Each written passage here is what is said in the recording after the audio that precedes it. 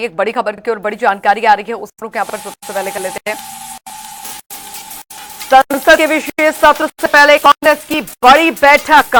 नारी शक्ति वंदन अधिनियम पर रणनीति बनाई जाएगी। इंडिया गठबंधन के सभी नेताओं को कल दिल्ली बुला लिया गया है। तो कल दोपहर 3 बजे विपक्षी पार्टियों की बड़ी मीटिंग होने जा रही है। नारी शक्ति वंदन अधिनियम पर 16 अप्रैल से विशेष सत्र की शुरुआत होने जा रही है और इस बीच इंडिया गठबंधन की बड़ी बैठक जो है वो बुला ली गई है। नारी शक्ति वंदन अधिनियम पर रणनीति बनाई जाएगी। इंडिया गठबंधन के सभी नेताओं को कल दिल्ली बुलाया गया है।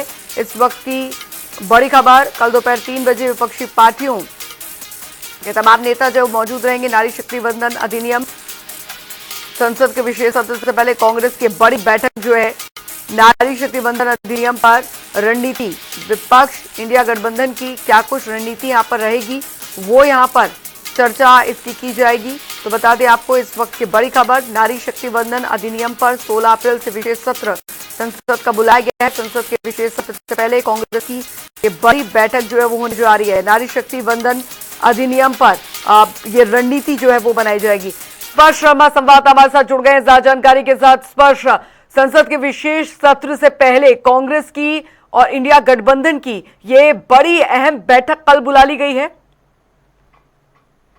देखिए, बिल्कुल 16 से 18 अप्रैल तक संसद का विशेष सत्र बुलाया गया। इससे पहले कांग्रेस ने तमाम विपक्षी दलों की बैठक बुलाई है।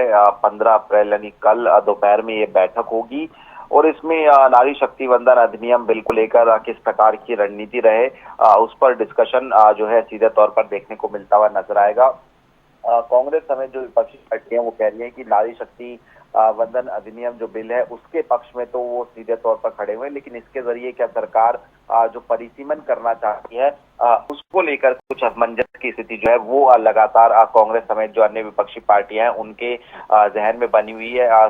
तमाम कांग्रेस ये चाहती है कि पहले जनगणना होनी चाहिए और उसके आधार पर जो परिसीमन है वो कहीं ना कहीं जो है होना चाहिए, और अगर इससे पहले परिसीमन हो जाता है जनगणना से पहले तो वो जो नॉर्थ के राज्य हैं या फिर साउथ के राज्य हैं उनमें जो असमंजस की स्थिति है वो पैदा करता हुआ जो है नजर आ सकता है। तो फिलहाल जो है कांग्रेस अपनी रणनीति लगातार जो है बनाती हुई नजर आ रही है, चाहे वो नारी शक्ति वंदन अधिनियम बिल को लेकर अगर हम बात करते हैं या फिर जिस तरीके से अगर सीधे तौर पर अगर हम बात करें तो जो परिसीमन होना है उसको लेकर अगर हम बात करते हैं। और इसके साथ साथ ये भी कहना है कि ये जो बिल लाया जा रहा है उसकी टाइमिंग को लेकर भी जो सवाल है वो लगातार कहीं ना कहीं उठते हुए नजर आ रहे हैं। जिस तरीके से जो है चुनाव के बीच में ये बिल जो है लाया जा रहा है, तो ऐसे में ये जो है क्या चुनाव को ध्यान में रखते हुए जो है सरकार लाने की कोशिश कर रही है, ये भी तमाम तरीके के आरोप जो है कांग्रेस की तरफ से लगाए जा रहे हैं। लेकिन फिलहाल बड़ी तैयारी है। एक तरफ जहां हम देख रहे हैं कि बीजेपी समेत जो प्रधानमंत्री है वो विपक्ष से सहयोग की अपील कर रहे हैं और विपक्ष भी कह रहा है कि नारी शक्ति वंदन बिल के तो हम समर्थन कर रहे हैं, लेकिन उसके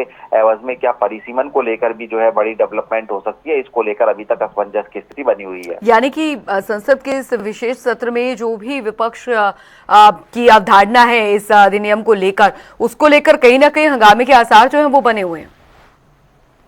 बिल्कुल निश्चित तौर पर जो है हंगामेदार आसार बने हुए हैं, क्योंकि अभी भी अगर हम बात करते हैं तो जो तमाम सांसद हैं या फिर कांग्रेस की बात करें खासतौर पर विपक्ष की, वो ये कह रही है कि सांसदों के साथ में जो है अभी तक जो संविधान संशोधन विधेयक जो है वो जो है साझा नहीं किया गया है। ऐसे में जो है जिस तरीके से ये बिल लाया जा रहा है, संसद का जो है सत्र बुलाकर सर्वदलीय बैठक नहीं बुलाई गई, जो सांसदों की जायज मांग थी उनको जो है खारिज कर दिया गया।